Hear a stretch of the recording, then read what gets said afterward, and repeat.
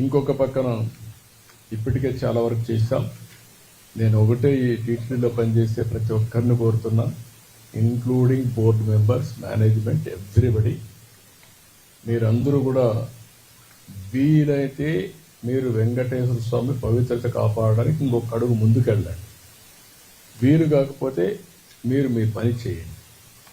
కానీ అపచారం జరిగే పరిస్థితి కానీ, అపవిత్రం చేసే పరిస్థితి కానీ, మీ వ్యక్తిగత ప్రయోజనాలు చేసుకోవడం కానీ ఇక్కడ జరగకూడదని చాలా స్పష్టంగా చెప్పాను. దాని ప్రకారం వర్కౌట్ చేసి అందరికీ విజ్ఞప్తి చేస్తున్నా. ఇంకొక పక్క దేశంలో, ప్రపంచంలో వెంకటేశ్వర స్వామి ఆస్తులన్నీ కాపాడడానికి కంకణం కట్టుకొని ఉన్నాం. కోర్టులో ఉన్నా, ఎక్కడున్నా.